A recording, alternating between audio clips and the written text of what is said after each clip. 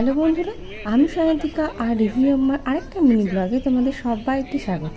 কেমন আছো বলো? দেখতে পাচ্ছ তো বাঘ দুখানা কেমন করে আছে। ওই দেখো, একটা তো গাছের তলায় শুয়ে ঝিমিয়ে আছে, সে তো উঠলোই না। আর এটা তাও আমাদের থেকে মাঝে মাঝে লুক দিচ্ছে, এতেই সন্তুষ্ট। সাফারির টাকাটা মনে হয় এতেই আমাদের তুলতে হবে। জঙ্গলটা দেখে আমাদের খুবই মায়া হচ্ছে, আর মায়া হচ্ছে মিঠিকে দেখে। অবস্থা দেখো।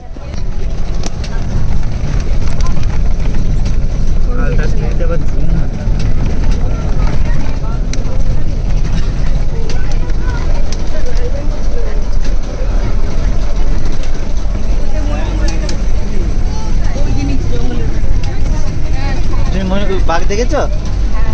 হ্যাঁ, কত বড় ছিল বাঘ? কত বড়?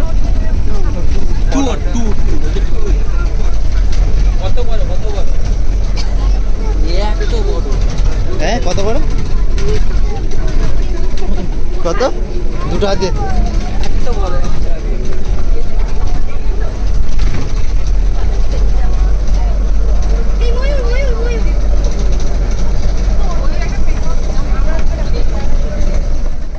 সাফারির 4টে পার্ট ছিল।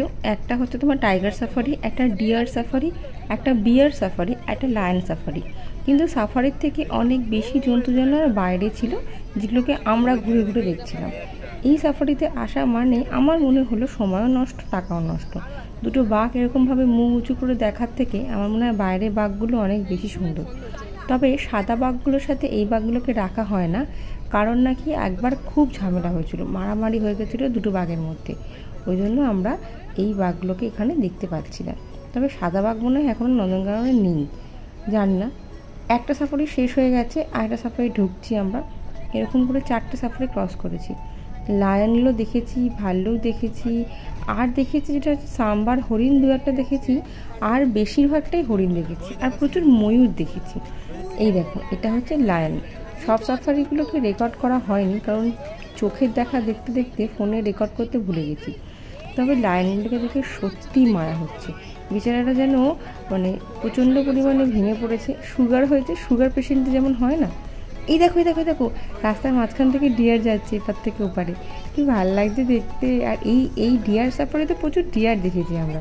মানে নর্মাল হরিণও আছে, সাম্বার হরিণও আছে, প্রচুর প্রচুর। মানে দেখো, রাস্তার ধারে ধারে যেমন কুকুর বিড়াল দেখতে পাই, তেমন এই সাফারিটার মধ্যে আমরা প্রচুর পরিমাণে হরিণ দেখেছি।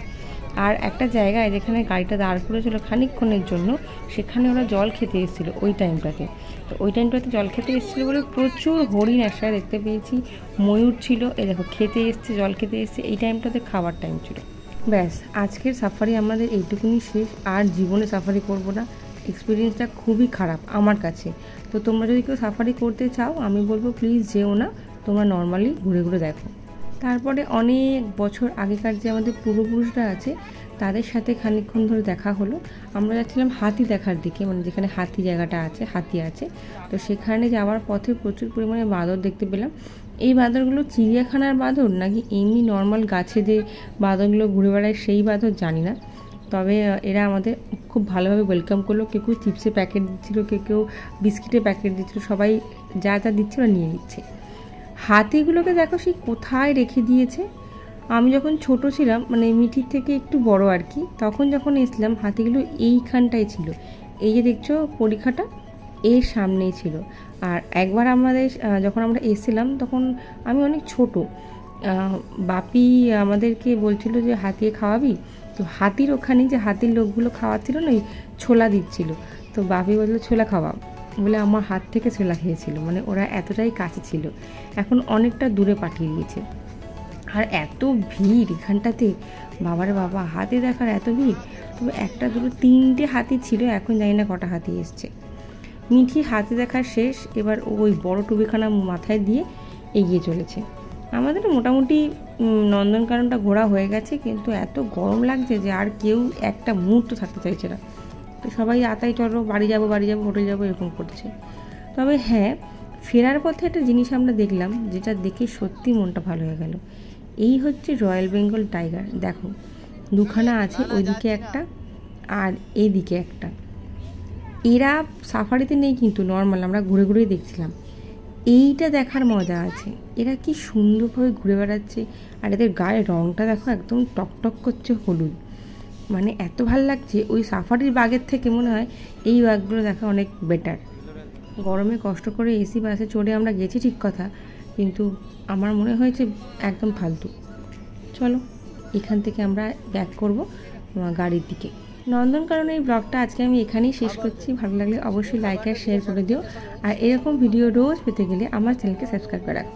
দেখা হচ্ছে খুব শীঘ্রই নেক্সট একটা ভিডিওতে। ততদিন সবাই ভালো থেকো, সুস্থ থেকো, বেশি করে জল খেও। দেখা হবে আবার তাড়াতাড়ি। আজকের মতো টাটা।